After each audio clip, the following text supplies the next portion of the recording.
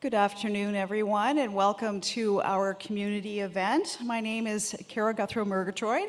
I am the education team lead at the Alzheimer's Society of Nova Scotia, and we're pleased to host you this afternoon.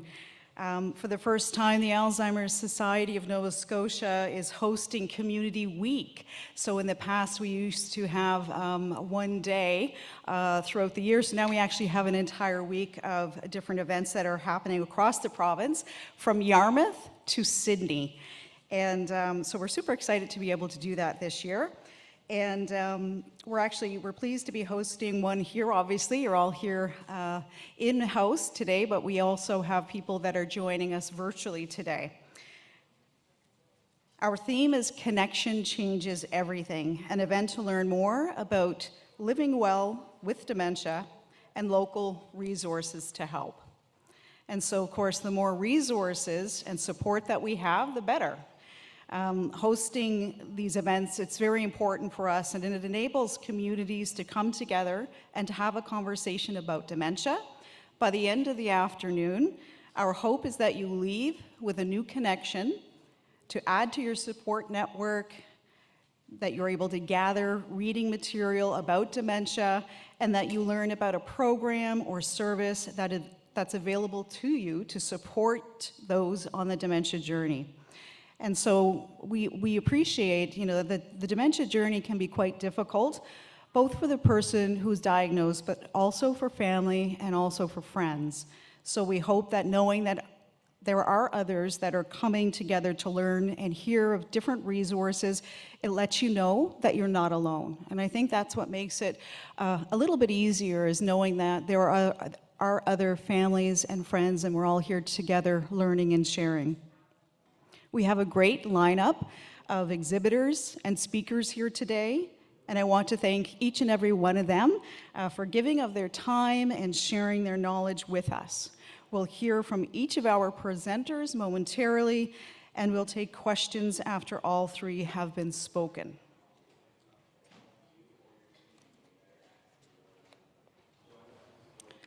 Okay, so before we begin, it's important to acknowledge that we are in Mi'kma'ki, the ancestral and unceded territory of the Mi'kmaq Nation. We are all treaty people.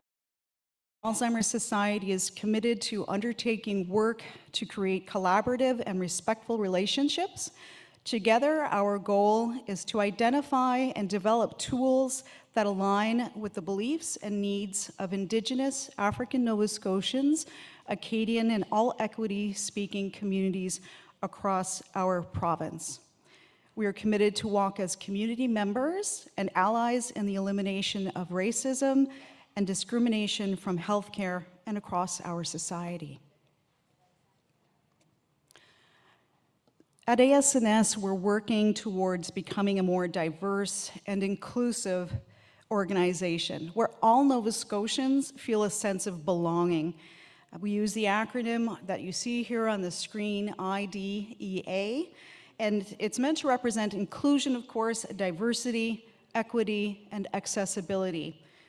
And what we do is we apply a person-centered lens to our work, and we ensure that we're fostering a sense of belonging in all that we do. And Kirsty will actually be talking a little bit more about the work that we do at the Alzheimer's Society in a little bit. A few housekeeping items. So we're almost at that presentation portion.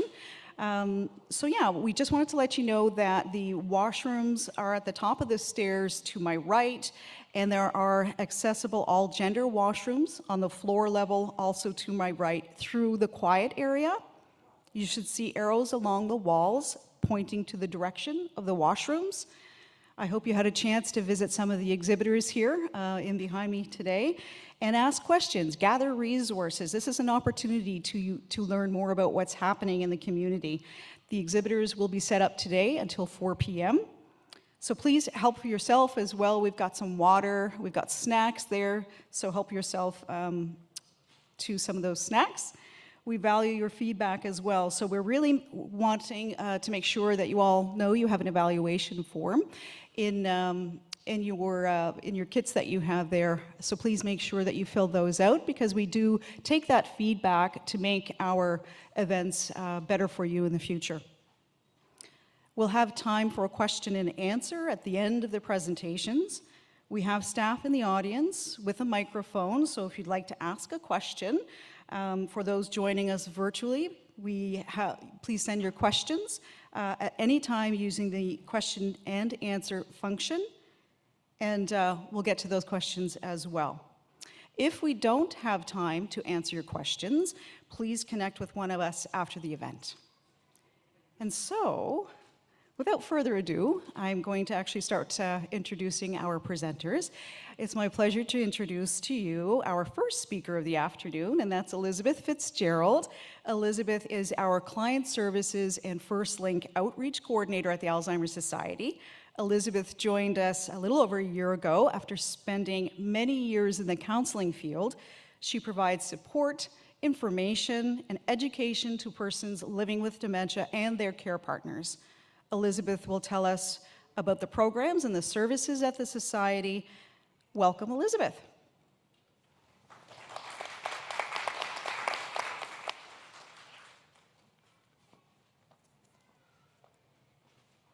Thank you, Kara. Well, hello. What a friendly bunch. I'm still nervous, though. I'm so glad that you decided to take time from your lives to come and join us and spend a little bit of your afternoon with us here. As Kara mentioned, our theme this afternoon is Connection Changes Everything. How true. You know, we humans, we're quite a relational bunch, aren't we? We need one another. We all long to be known, to be connected, to be understood, to feel supported. Connection can change how we feel about ourselves, as well as how we feel about our lives. Connection can give us meaning, hope, and a path through challenging times. Dementia can be quite challenging. Dementia can feel pretty scary at times. So let's approach it together.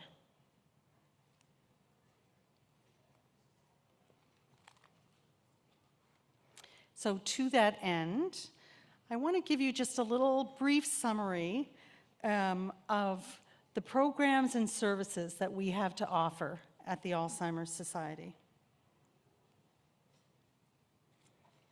So in order to do that, I want to make sure that we're all thinking of the same terms and we've got the same definition. So what is dementia?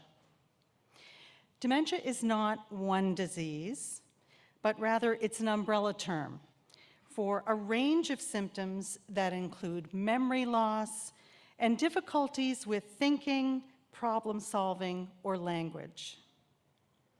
There are many types of dementia, including Alzheimer's disease, vascular dementia, Lewy bodies, and frontotemporal dementia.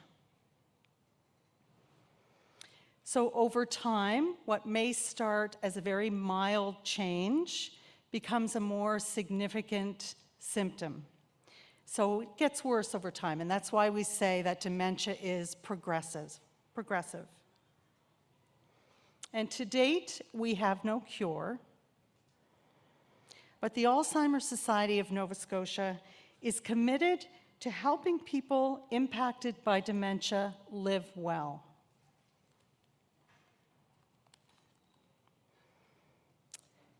A note about our mission.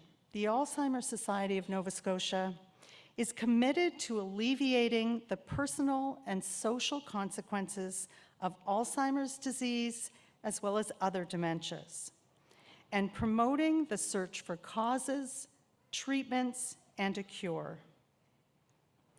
So I want to note that while the name of our organization is the Alzheimer's Society, we're here to provide support to individuals and families impacted by all forms of dementia.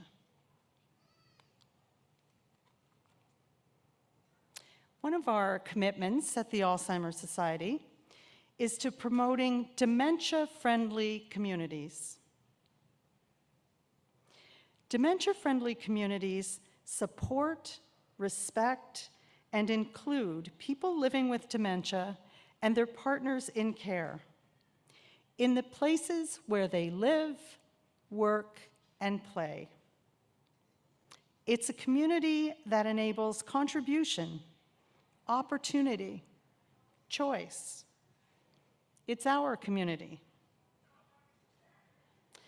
Given Nova Scotia's emphasis on enabling older adults to live at home for as long as is possible, it's essential for us to ensure that communities have the tools to support this goal. Specifically, older adults with dementia should be supported in the places where they live and in the services and organizations in which they and their care partners interact. So the Alzheimer's Society is committed to working with all Nova Scotians to be even more dementia-friendly. Dementia-friendly principles make spaces more inclusive, supportive, and accessible for all. Okay, who are our clients? The person with dementia is always at the center of what we do, but we consider dementia to be a family disease.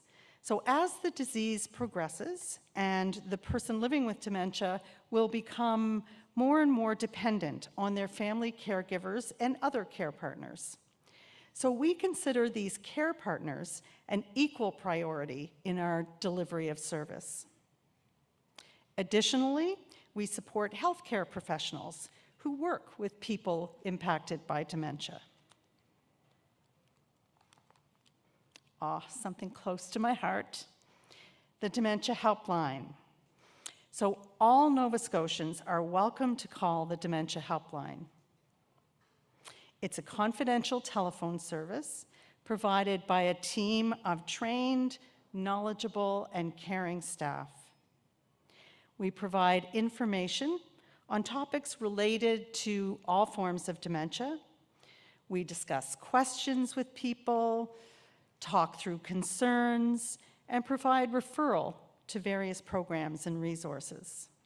So with the Dementia Helpline, we have conversations on things like maintaining brain health, getting a diagnosis, planning for the future, maintaining independence, tips for caregiving, links to other resources in the community. And of course, as we're quite well known for, we also have a plethora of printed resources and brochures. I want to mention some programs that are specifically for persons living with dementia. The first is Connections Hub. This is a virtual social support group for persons with early stage dementia. This group meets once a month for an hour, and the sole purpose is social. It's for engaging with one another, enjoying each other's company. A staff is present for the session, but it's quite an unstructured and safe environment for members to benefit from peer interaction and social connection. Another program is called Coffee and Conversation. This is a support group for early stage dementia, people with early stage dementia, I should say. It's a 6-session program, and it's guided by one of our staff for persons living with dementia to receive peer support and discuss their experience related to dementia. And finally, we also have an event called Early Stage Forum. We hold yearly. It's a unique event designed to bring people with early stage dementia or memory loss together with their family and friends in a safe space to learn from one another about the experience of living with dementia and sharing strategies for living well.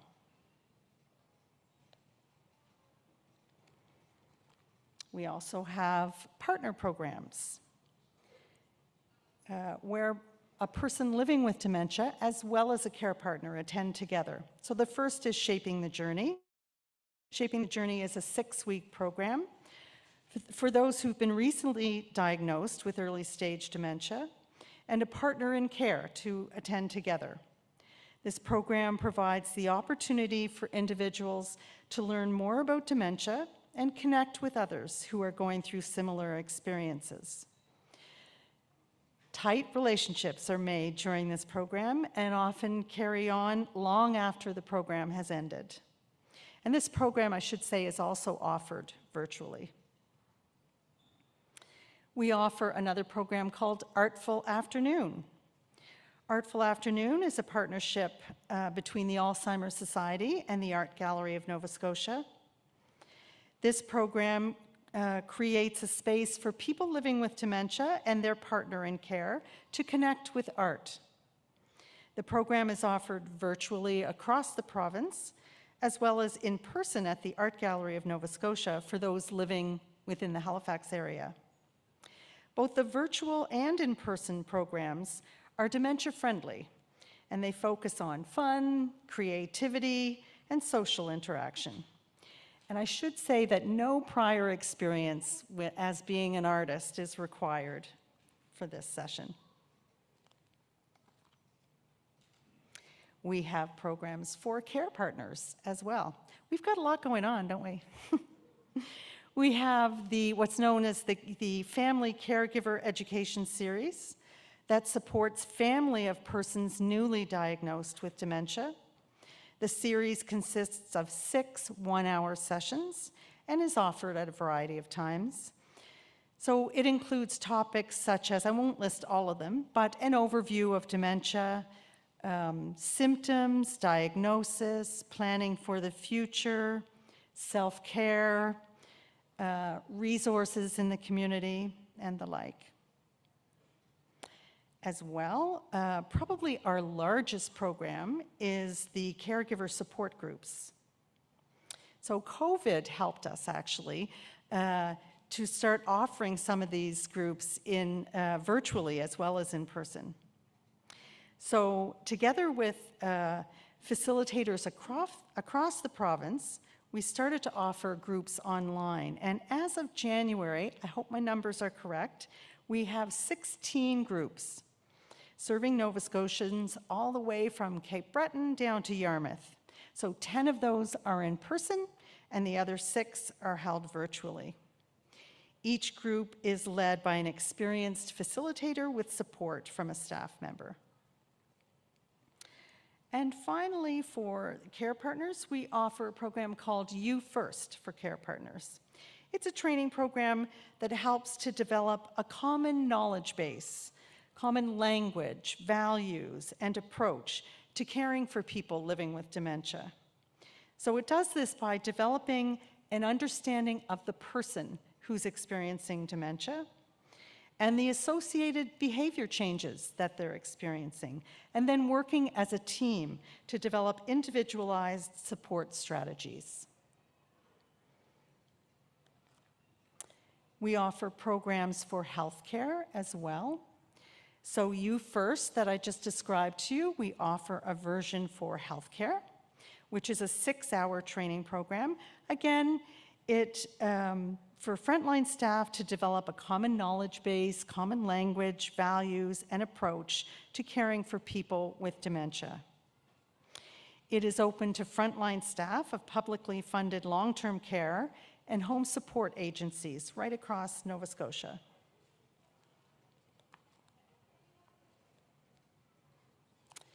We also offer public education. So we have a full suite of presentations related to dementia that we're happy to present to your group or organization if you like, and that can be live or done virtually. We have what's called our ALZEDS, or Alzheimer's Education, which is live over Zoom every few months. So with those, we hear from knowledgeable professionals on a range of topics, and the recordings of these sessions are available on our YouTube channel. Additionally, we hold community events, just like this afternoon, as well as we enjoy attending other events with our displays. So just a reminder, we are here to help. We have a dementia helpline. That number is 1-800-611-6345. And you are welcome to give us a call and find out more and discuss your specific situation with us. For those who are in person this afternoon, after the presentations are done, you're welcome to join us over at our information table, and we can chat further and maybe arrange to have a telephone call. And just keep in mind that connection does change everything.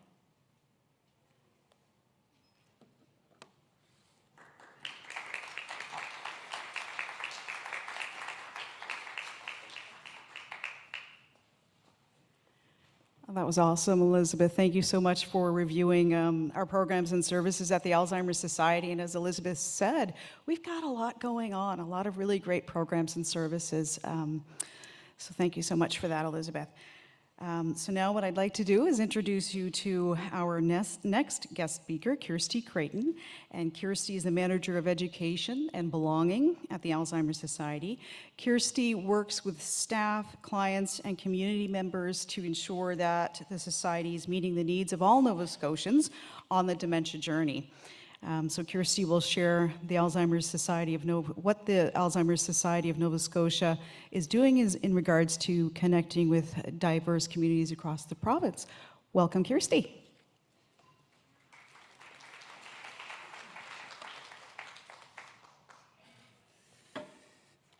All right. Well, good afternoon, everybody.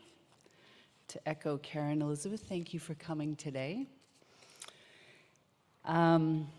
I'm going to say it again anyway. Kara just kind of said it, but I'm the Manager of Education and Belonging at the Alzheimer's Society. And I'm here to speak with you briefly today about what we're doing to connect with all Nova Scotians to create a sense of belonging on the dementia journey, a journey that we know that can be quite isolating. It works.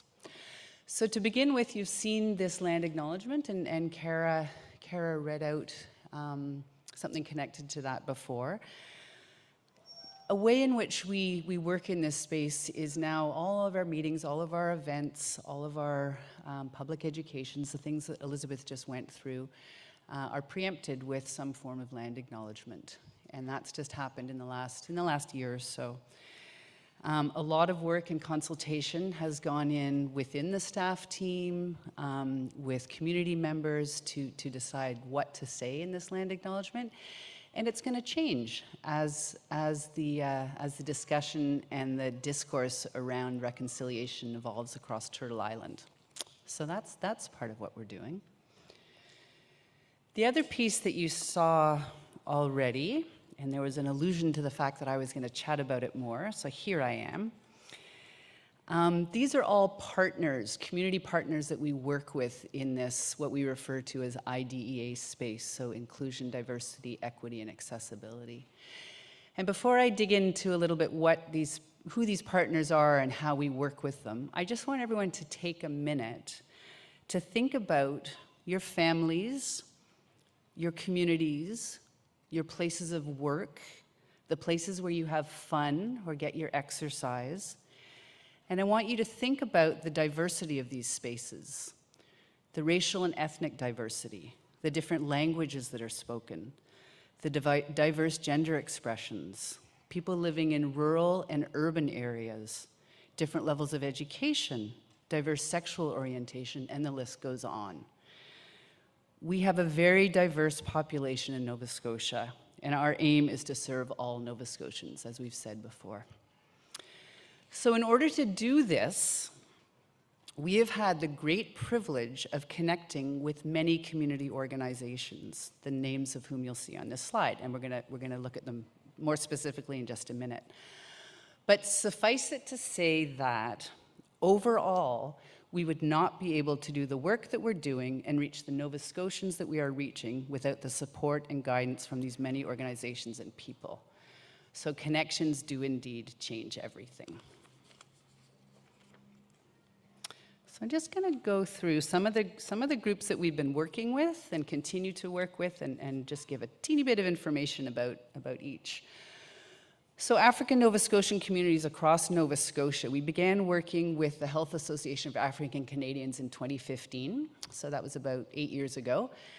And we've come a long way since then. There's some, Chelsea, I'm going to make you stand up, please. So we have hired Chelsea Slaughter-Wright as a designated African Canadian to work with our communities across Nova Scotia. So she's been focused in the last couple of years on expanding from this initial partnership that we had with the Health Association of African Canadians. So now we are able to work with the Brotherhood and Sisterhood, and I'm waving over there because we have someone who's speaking here on behalf of the Brotherhood and Sisterhood.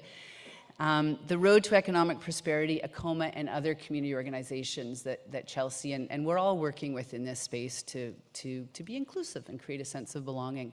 The designated staff person, thank you, Chelsea, for standing up. More than 30 education events in the last 18 months. Chelsea's been working hard, and those might not have happened if we hadn't had the partnerships with the organizations. The Brotherhood certainly is one of them that we've been working with, and the kind of dedicated time and focus on this work. We've developed culturally specific resources, some of which you'll see over on that table, and we have presentations, or at least a presentation that speaks to dementia, but specifically around in African Nova Scotian communities. What are some of the issues? What are some of the concerns and things to be thinking about? So one area of our work. Another area of work is with Indigenous communities. So since 2015, so that's 8 years ago actually, we have had a staff person working in Unamagi, which is Cape Breton Island, and Catherine Shepherd's her name. You may have heard of her or seen her, and she has been building relationships and trust with these communities over this time. Sometimes it's been just sitting in waiting rooms listening, sometimes it's just been showing up at events, and eventually this relationship has been developed in order that now we're collaborating with community elders, with Indigenous elders, with health center staff, and with community members to deliver the programs that Elizabeth was just talking about. So years of listening, years of showing up, and now communities are coming back to us and trusting us. So now we're able to provide the information, education, and support in those communities, also in a trusting environment. So Réseau Santé, est-ce qu'il y en a du monde qui parle en français ici? Maybe not. I just said, anyone speak French? So we've been working with an organization, again, another community organization called Réseau Santé for the last many years. Grâce au travail avec ces organismes, nous avons pu rejoindre les Acadiens et Acadiennes et les néo-écossais francophones à travers la province. So thankfully to Réseau Santé and other community organizations, we've been able to reach Acadians and French-speaking people across Nova Scotia. We work with the Université Sainte-Anne also, and alphabétisation, so a literacy program that works across the province. So through these connections and through these community partnerships, again, we are able to reach Francophones and Acadians in culturally sensitive and appropriate ways. We have resources in both French and English that come from the Alzheimer's Society of Canada. So the vast majority of our resources are translated into both French and English. And we have 2 people on staff, maybe more, but 2 that I know of. Myself I am one of them, who are available to deliver public education in French.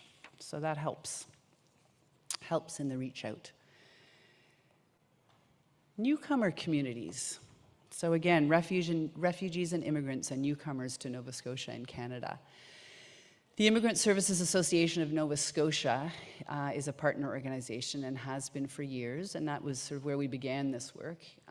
More recently, we've been working with a Muslim community organization at Vieth House and some other organizations, but again, beginning with those connections with community partnerships. We have resources in diverse languages from the Alzheimer's Society of Canada, and if we can't find the language that someone is looking for, there are international organizations that translate their information. So we can usually find what people are looking for. We just recently in our budget, we now have a budget for interpretive services, which is new to us, so that people can come to us with a language interpreter, and together we're able to support them through some of those services that Elizabeth was talking about. And just sort of as an anecdote to this, a couple of years ago, I did a session with a woman from ISANS, and it was a 2-afternoon session, so 2-3-hour afternoon session, and we were speaking about what is dementia and getting a diagnosis and some of the signs and symptoms, and it was happening simultaneously in 6 different languages. So we had translators doing it all. So where there is a will, there's a way to meet communities and people where they're at in terms of sharing the information with them. I think this slide, yes. So you've heard a little bit about this dementia-friendly communities from Elizabeth. I'm going to ask Beth, who's also the ringleader behind this entire event, but she is our team lead for the dementia-friendly communities. So this is Beth House, we'll give her a clap, who has taken responsibility over the last year to move this program forward. And again, when we think of inclusion, when we think of diversity, people living with dementia have a certain culture, a certain set of needs. And Beth is working hard to work with organizations like the library, so I'm not going to steal your thunder, to create dementia-friendly spaces where caregivers and people living with dementia and their families and the community can all feel good and confident. So again, resources available, and I think there are probably some on the table there. Designated staff person, I'm looking at the slides here. Also at the Alzheimer's Society, we've been having and will have over the next month staff training, so that all of our staff, from the programs and services staff right through to the admin staff and the front desk staff, all have a deeper understanding of what is dementia and how to be more friendly, how to be friendly. So we look forward to that. Again, will be run by Beth. And this is happening in rural communities across Nova Scotia too, just thinking about that.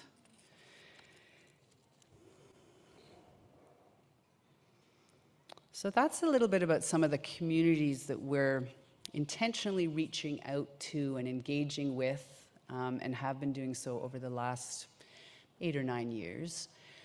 Another thing that we're involved with is called the Canadian Centre for Diversity and Inclusion, and this is a national organization that works with researchers and speakers and universities to provide Canadian organizations and Canadian people with the most up-to-date information in this space. So by being members of CCDI, it's called, we have access to webinars, to communities of practice. So we have events like this where we go with other people who are working around issues of equity and diversity and inclusion, and share best practices and learn, all with the goal of being able to support our staff to stay up to date in this rapidly changing space around diversity and inclusion and equity. Again, with the idea and with the hope and with the intention of serving capital A, capital L, so all Nova Scotians who are on the dementia journey. So looking ahead, a lovely canoe on a lake, maybe somewhere down around Kedji. We'll continue to work with the partners with whom we're working. The connections that we've made with those partners have, as I said, been developed over time, and we will keep working with them. Something that we want to do is increase our outreach and engagement with the 2S LGBTQ+ community also. We have some ideas. And I invite, if anyone from the audience has an organization that they're working with or some ideas that we could work to work with more closely with this community, we welcome your suggestions. So I'm going to be around after, so please feel free to come by and suggest anything. Just in closing, my request from all of you, other than suggestions in that space, and from people who are online, is to please feel free, and we encourage you to bring all of who you are to your connections with the Alzheimer's Society. The better we know you, the better we can support you. And please also feel free to contact me if you have ideas for connections that we can make as we seek to support all Nova Scotians on the dementia journey. Thank you very much.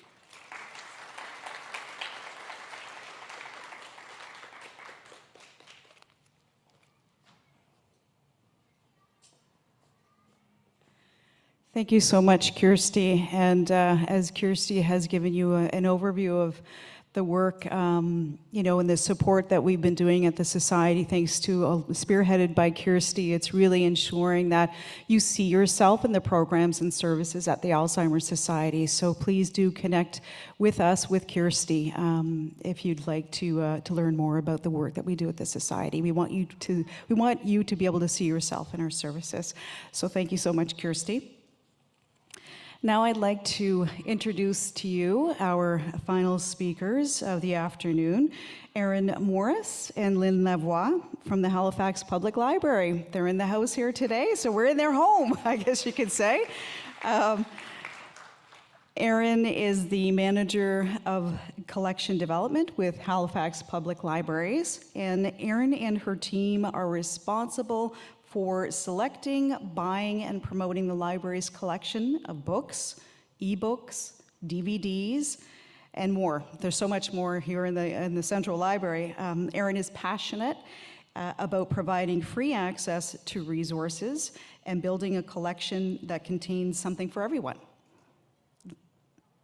Lynn, I'm going to introduce Lynn as well.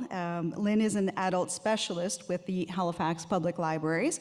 She plans and oversees programs for adults in the library's Basin District. With over 22 years as a public librarian, Lynn has had the honor of working with library patrons of all ages and backgrounds, and vulnerable adults and youth in particular. Erin and Lynn will be discussing the wonderful programs and services at the library, and they actually have a booth set up over here of some of the resources to help support people affected by dementia. So I'm going to welcome Erin first, and then Lynn will follow.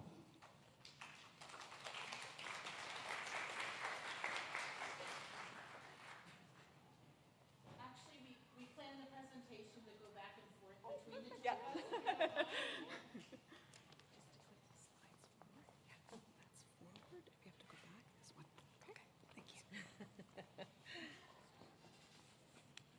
I'm Lynn.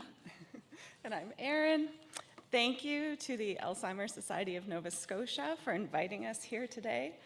We are thrilled to be here to share with you the resources and services that we offer that may be of interest to you and the people in your lives living with dementia and memory loss. Halifax Public Libraries has so much to offer, but today we are going to highlight our spaces, our collections, our events, and our technology. And Lynn is going to get you started with our spaces.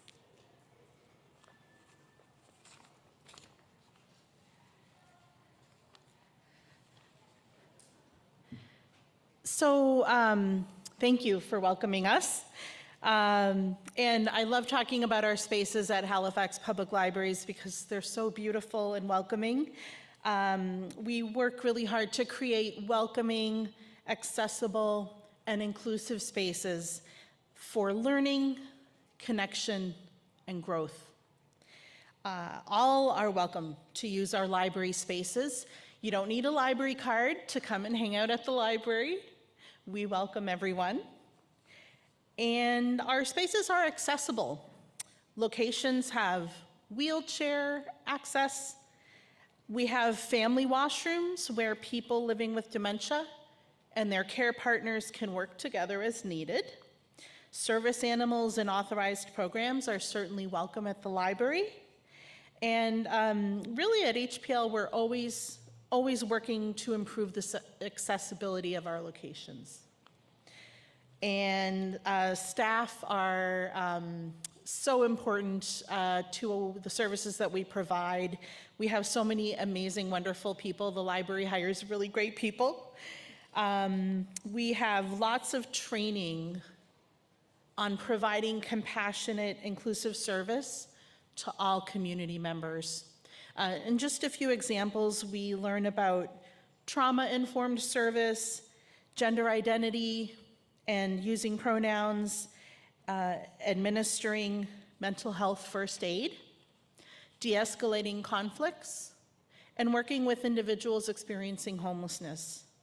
And by successfully learning skills to better serve some of our most vulnerable patrons, we are able to provide a welcoming and comfortable space for everyone.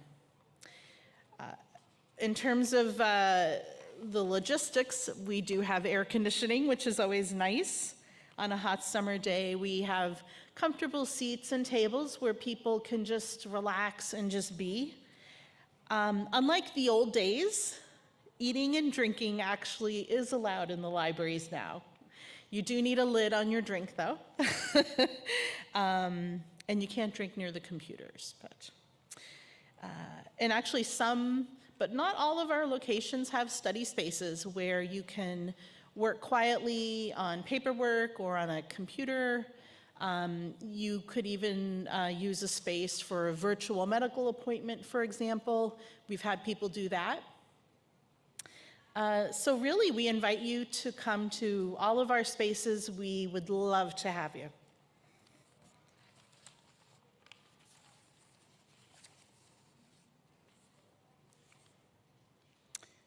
All right, so in addition to our wonderful spaces available for you to enjoy, we also have a robust collection of books and items that you can borrow for free.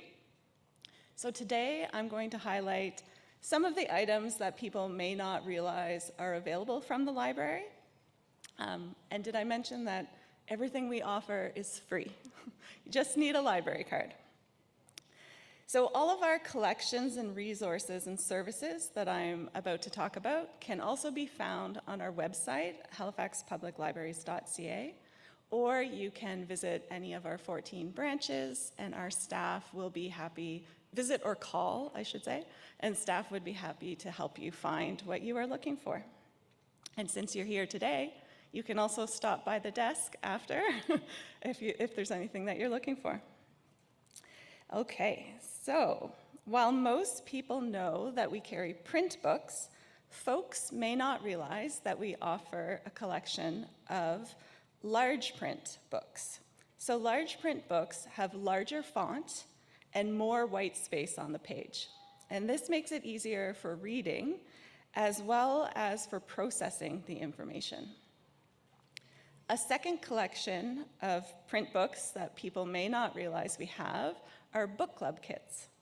And each kit has 8 to 10 copies of one title, as well as some discussion questions.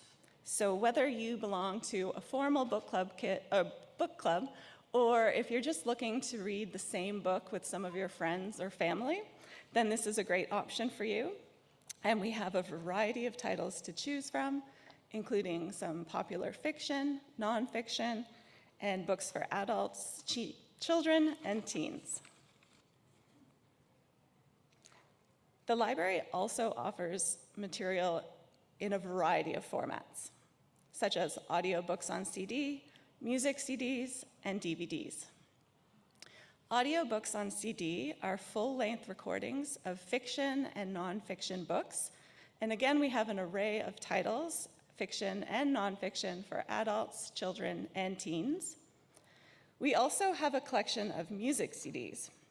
You'll find a little bit of everything in this. So from classical composers to rap, from country to the best of the 60s, everything in between. So there's something in this collection for everyone. The library also has a collection of DVDs that you can borrow. And this collection includes recorded concerts, classic movies, new popular movies, TV shows, and documentaries, just to name a few. And descriptive and closed caption features are available on many of our DVDs as well. Another format that we offer is digital material. So we offer books, audiobooks, magazines, movies, TV shows, and music digitally. The 3 services you see here, Libby, Hoopla, and Canopy, are the main digital services that we offer. Both Libby and Hoopla have ebooks and e-audiobooks, and the ebooks and e-audiobooks have built-in accessible features. So for the ebooks, you can change the size of the font, you can make it smaller or bigger. And for the e-audiobooks, you can change the speed of the book and how it's being read. So you can make it a little slower, or you can speed it up.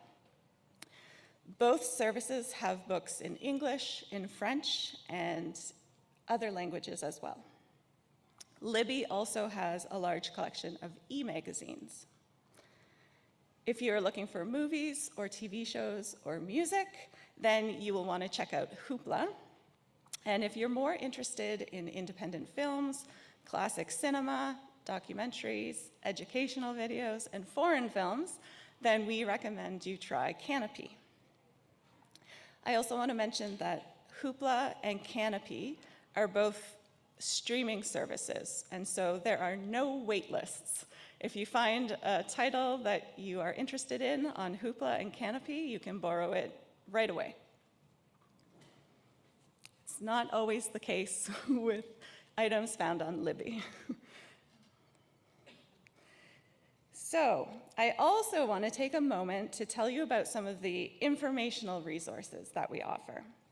We have nonfiction books about many topics, including books about memory loss, dementia, Alzheimer's, caregiving, and self-care practices, such as meditation, yoga, exercise, and stress management. We also have a variety of databases and online resources available to help support your research. So our databases give you access to full content, newspapers, and magazines from over 120 countries in more than 60 languages. As well, you get access to scientific and medical journals covering many, many, many subjects, including memory loss, dementia, and Alzheimer's. Did you know that Halifax Public Libraries offers items beyond books? Here on the screen are some items that you can borrow that you might not realize that the library has. We have Nordic walking poles that you can borrow from a few of our branches.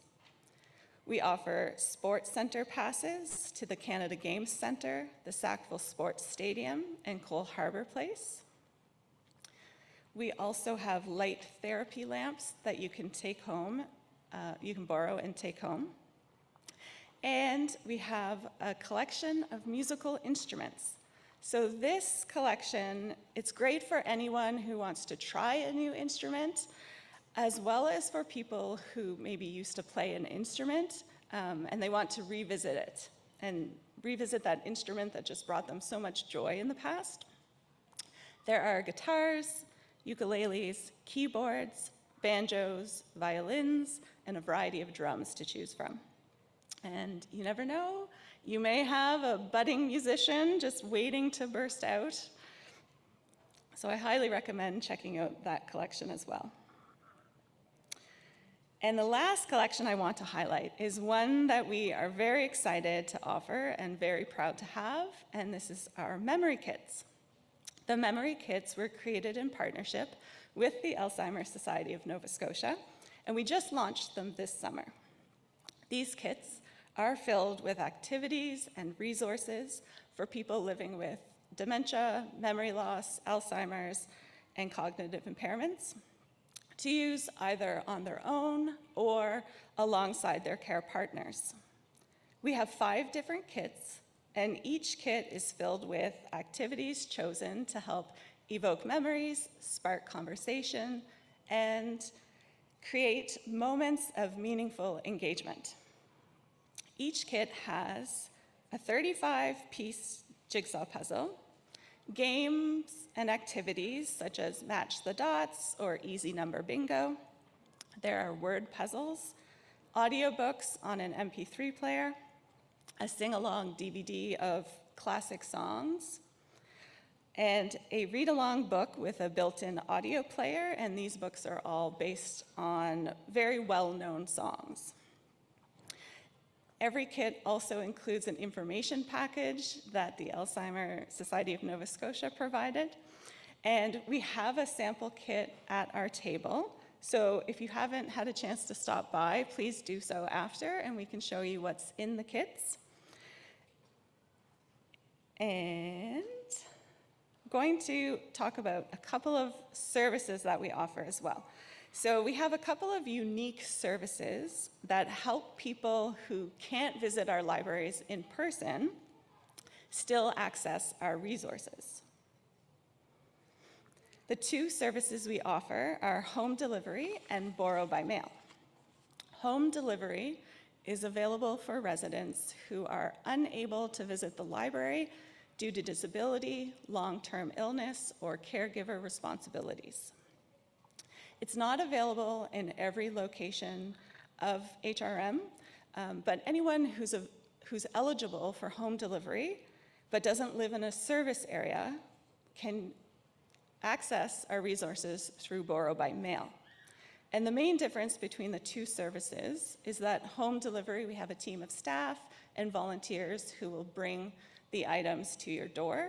And with borrow by mail, the library gathers the items and sends it to you through the mail.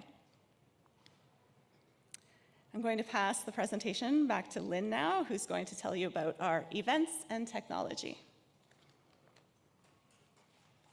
Yeah. Thanks, Erin. You're getting some applause. Good job. Yeah, events. So I learned recently that every month we have up to 500 events happening around the system for all ages. That blew me away. So we have a lot of great stuff happening. We host a variety of events for all community members.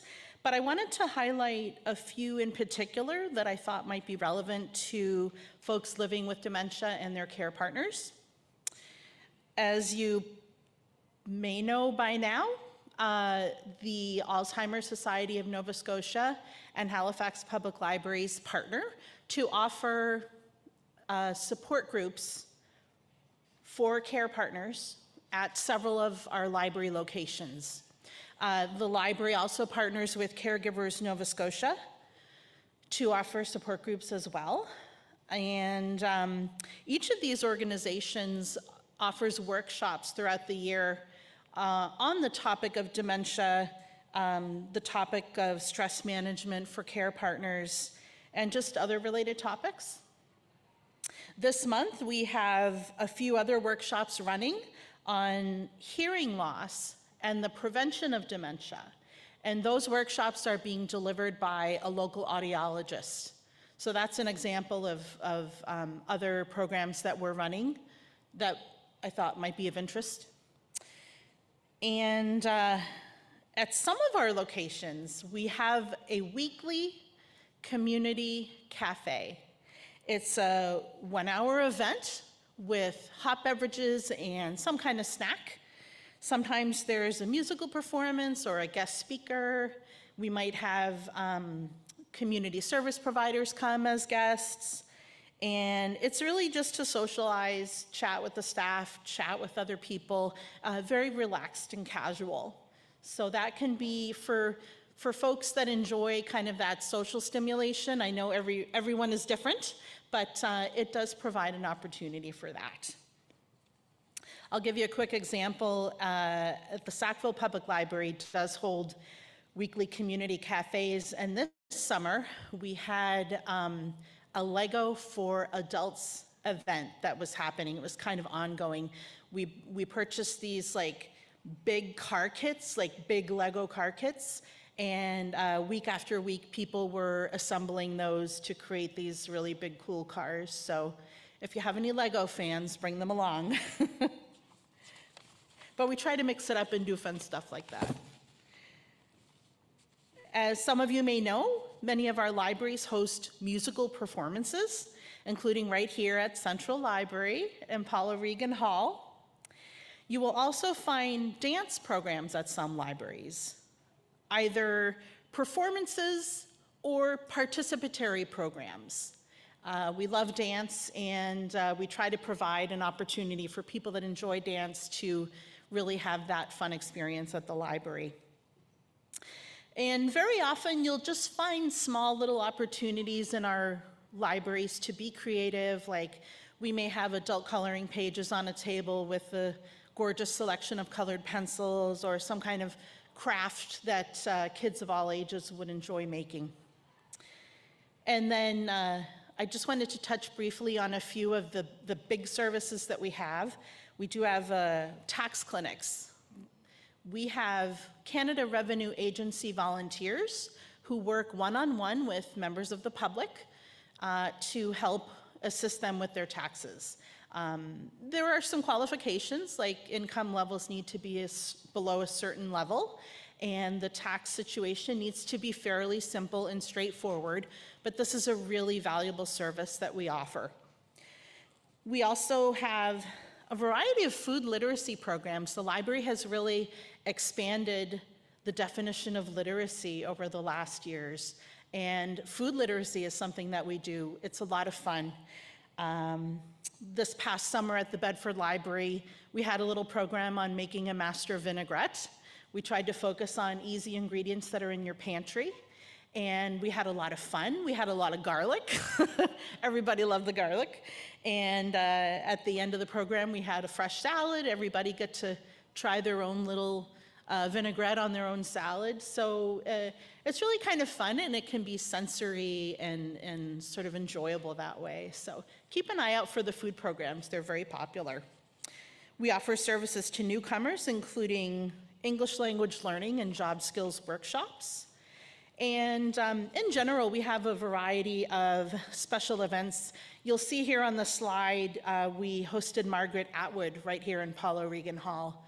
Yeah, so that was pretty big news. So we try to have some really special events throughout the year as well. Yeah, and then next, technology. So in terms of technology, we have a lot of technology in the libraries that you can use. Some of you may be familiar with our desktop computers that you can come in and borrow. We also have iPads you can borrow. We have Chromebooks, which are like mini laptops that you can borrow. Printers that print in black and white or color, and also printers that scan. So I have a question for you. How many times have you needed to print a form, sign it, scan it, and email it to someone? Raise your hand. Yeah. So we can help with that, because it can be a lot of hurdles to jump through with technology. So that's a very popular thing that we help people with. We can help you with that. We also offer one-on-one computer training, where basically you have a 1-hour appointment with a staff person, and they can work with you to sort of customize training for you. We try to kind of focus on the basic topics like getting started on your smartphone, how to set up an email account, how to start borrowing ebooks. But we do cover a variety of topics. And again, these are all free services, which is really great. Let's see. Oh, yes, I want to highlight here at the Central Library, we are very lucky to have the Lou Duggan Creative Studio. The Lou Duggan Creative Studio. It's a wide open, flexible makerspace with state-of-the-art technology and creative equipment available for everyone. 3D printing, art and craft supplies, fun new technology, sewing machines, and even an aeroponic garden tower. So if you like to just play with technology, learn about new technologies, you're curious about technology you're hearing about and you want to learn more in a fun, relaxed environment, check out our programming at the Lou Duggan Creative Studio. And while the resources that Lynn and I talked about today are all at Halifax Public Libraries, we strongly encourage those of you who are watching in other parts of Nova Scotia to visit your local public library to find out what they have to offer. I can confidently say that public library staff across Nova Scotia are always happy to help, so please visit your local public library. Thank you.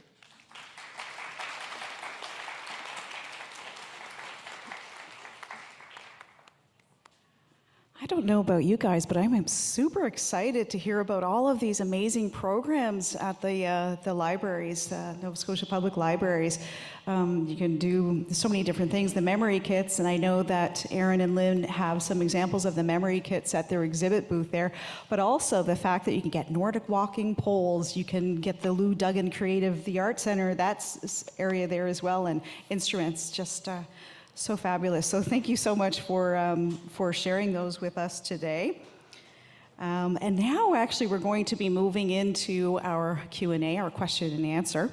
First of all though, just to kind of warm you up a little bit for those questions and answers, I know you've heard all of us speaking today, but I figured maybe what I should do is to tell maybe a fall joke, like an autumn joke, just to warm you up a little bit, okay? So, for those of you virtually, please feel free to put your answer in the Q&A, the chat. But for those of you in the house, please feel free to raise your hand if you know the answer to this one.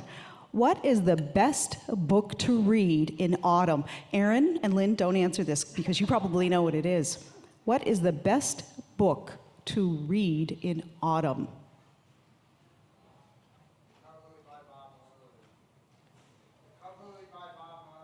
Something by Bob Marley? Close. It's actually Gourd of the Rings. Ba-dum-bump. Did that fall flat?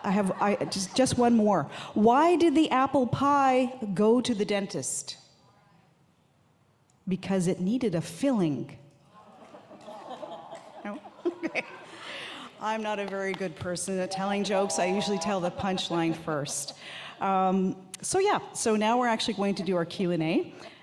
So we will have questions coming in from our virtual audience, and I know that there probably are some questions in the room here today.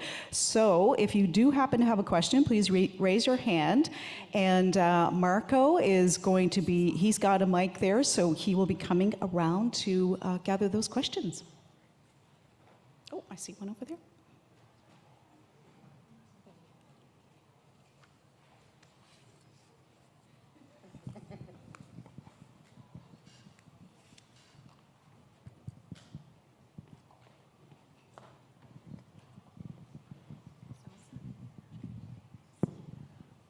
I would like to start at the very, very beginning. First of all, I would like to commend the Alzheimer's Society of Nova Scotia on the tremendous work that they're doing. And I have been a member for a number of years now. But prior to that, and prior to taking part in any of these wonderful programs that you're recommending, is the fact that diagnosis is extremely difficult to find. It was actually the Alzheimer's Society that recommended to me that I get my husband diagnosed. So we went to our GP, who told us there was nothing that could be done. So I went back to the Alzheimer's Society and they said, you should go to the geriatric hospital in Halifax. And thank you for that recommendation. So my husband had been partaking in a program through the True North Clinic as well.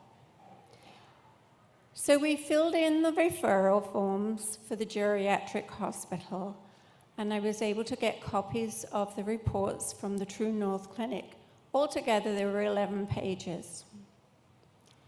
It took 13 months before the geriatric hospital got in touch with us for an appointment.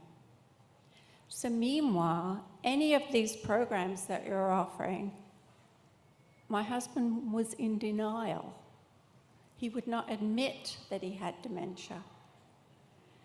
So until a professional actually diagnoses it, all of this that you're offering is often ignored. Do you have any solutions or suggestions as to where people might go?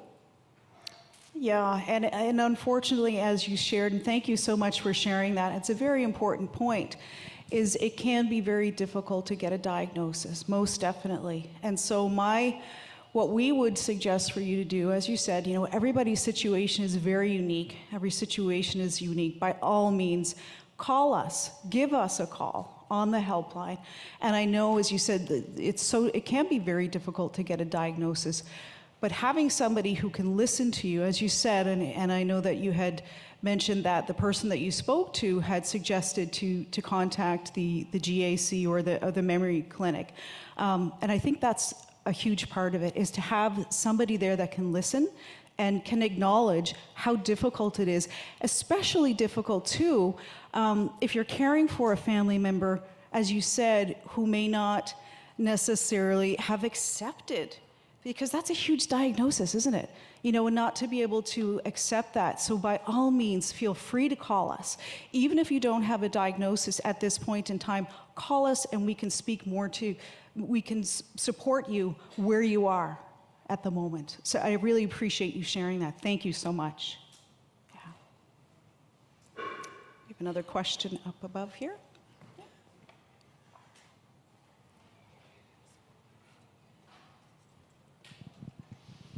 Hi, my name is Roy. My grandfather was diagnosed with dementia, God bless him now. And this was back in 2004, and we couldn't find no resources. And I went to the Dementia Society of Nova Scotia, and you guys helped us find a resource for my grandfather, and thank you guys for this service in the office, what you guys do in this community. And back in 2005, my mom ended up getting diagnosed with Lou Gehrig's disease. And I went to you guys, and I found many more resources through you guys and what I ever found through the hospitals. My mom was in the hospital for 2 years with Lou Gehrig's. And God bless her now too. And that was amazing. One thing I would last for Sister Society, people with dementia is people who wear incontinence in this city is very hard places to go and find to change Rue Older who is in the wheelchair or with dementia, or have a private place to actually go change, like at the malls, then nowhere. And I struggle with incontinence myself, and I have to say I would like to see what the Society could offer for that area in my life. Thank you. Thank you for sharing that. Roy, is it? Thank you. Yeah, we appreciate that. And those are two very difficult diagnoses that you had mentioned, dementia and Lou Gehrig's disease, was it? Yeah. And so my suggestion, give us a call, and we have our dementia-friendly communities as well, and we have Beth, who's our team lead, and so it's really looking at trying to ensure that places and spaces are accessible for individuals, whatever need it is that you have. So definitely give us a call at the Alzheimer's Society, especially if you're looking for support specifically for a person with dementia. And thank you for sharing that. We appreciate it. Yeah. There were a couple questions from the virtual audience. One was, is there a cost to any of the AS&S services or programs? Is there a cost? No, there is no cost to any of the programs and services that we provide at the Alzheimer's Society. Some of the programs, there may be a registration. So we have anything from the caregiver support groups to the family caregiver education series or programs specifically for people with dementia.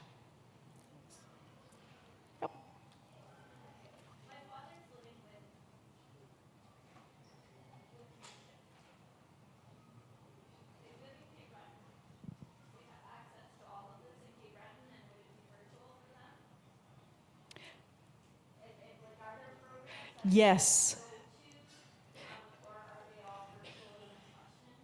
We do have programs in Nova Scotia, or sorry, I should say in Cape Breton, in Sydney, and in the different areas in and around Cape Breton.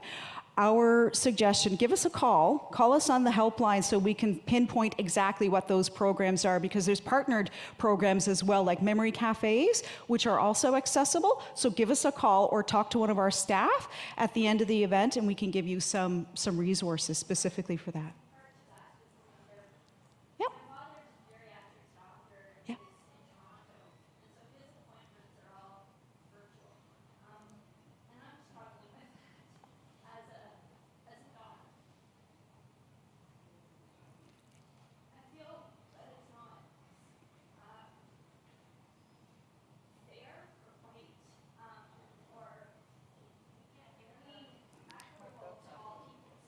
Yeah.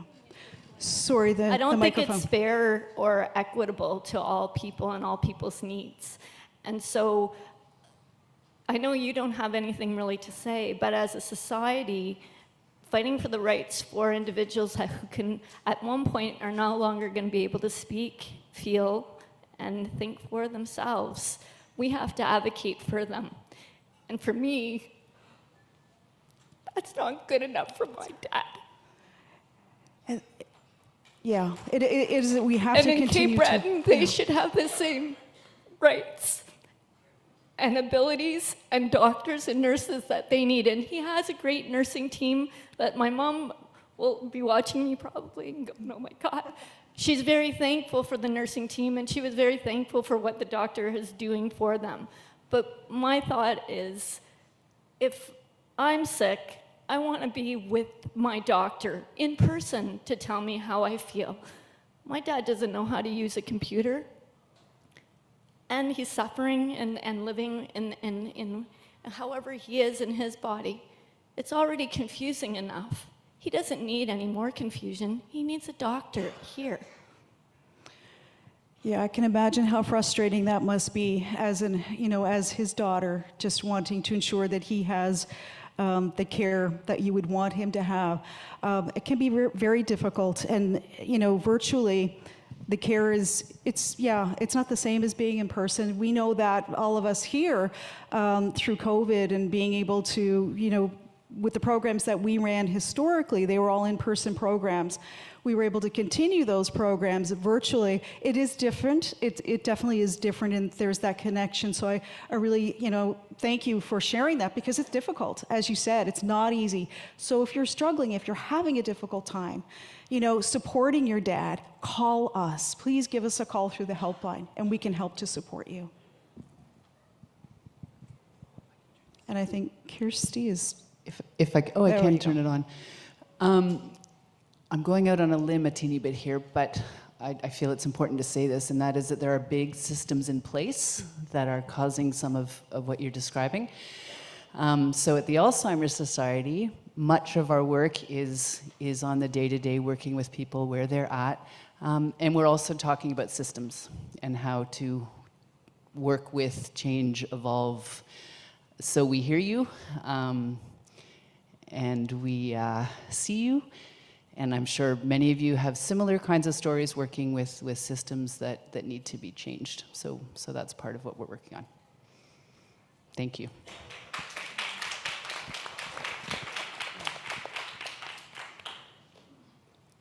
There are a couple more virtual questions if we have a moment.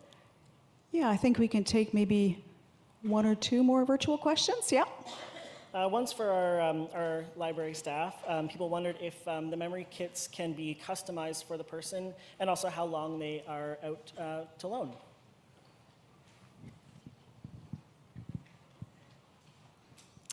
So, no.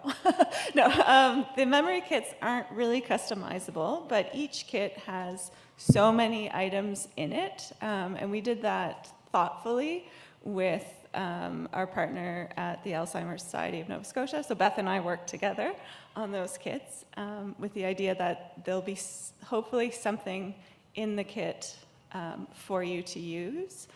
And there are, what was the second? Oh, the time period. You can borrow a kit for 3 weeks, and you can borrow it again if you really like it. There's 5 different kits, and so you can also try each of the different kits. They all have similar activities in them, but they're all different themes, let's say. Thank you. And someone wondered about, can you give us an example of what a dementia-friendly organization might look like, and where can they learn more about dementia-friendly communities?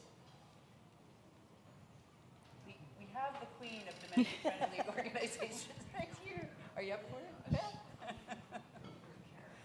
Come on up. Great question. Yes, lovely question. So you can learn more about dementia-friendly communities by either giving us a call or checking out the Dementia Friendly Canada website or our Dementia Friendly Communities Nova Scotia website. You can find that by going to our website. You can give us a call. There are lots of wonderful things happening all over the province, and we're really just starting this initiative, this targeted initiative. So we'll be working with libraries to talk about how they can be even more dementia friendly, how they can create spaces, and how they can improve social interactions. And we'll talk with any other businesses or community organizations. We'll have education that they can take. We'll direct them to online resources and other ways that we can work with them to help them learn and grow about what they can do. If it's something little, like just not having so many posters on the wall that can be confusing, or is it something big? They're going through renovations, and let's look at the carpets, that these are the 3 you can afford. Well, let's go with this one because it's a little less patterny and a little bit more dementia friendly. But it's within budgets, and it's figuring out what each individual, each organization can do.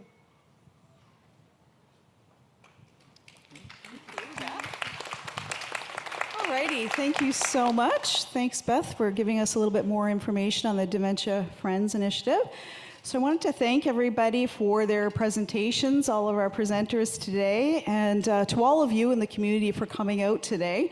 So we're coming to the end of the afternoon, and we just wanted to check in with you to make sure that you were able to sort of find some new connections within your community.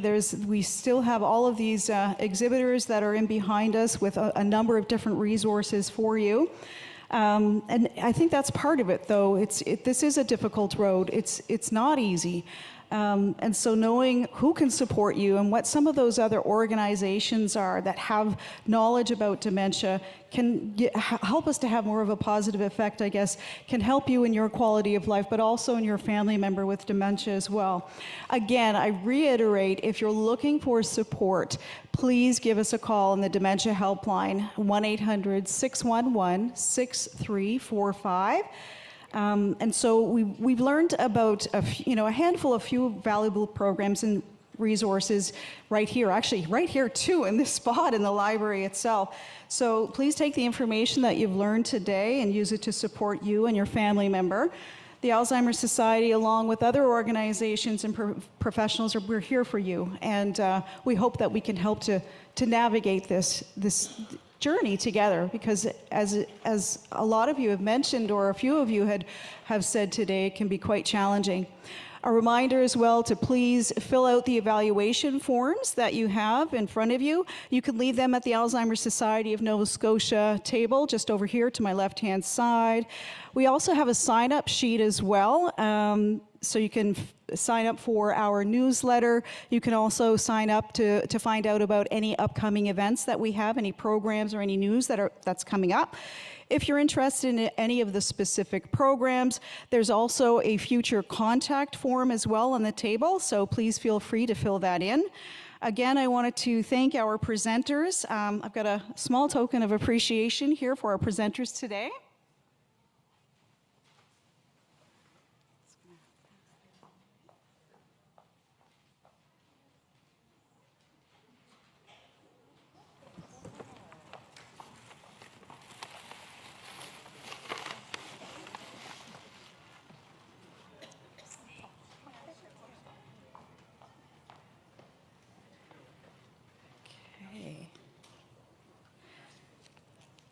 So again, I wanted to say a big thank you to our speakers, to our exhibitors today, and for all of you who have come today to learn and share with us. The exhibits will be open until 4 p.m. today, so I'd want to also send a huge thank you to the Central Library for hosting us, and then again, a huge thanks to all of you for coming here today. And I know sometimes it can be really difficult to get out if you're caring for a person, a family member with dementia, and we appreciate that your time, spending that time with us today. So thank you all very much. We hope you enjoy the rest of the afternoon. Take care, everyone.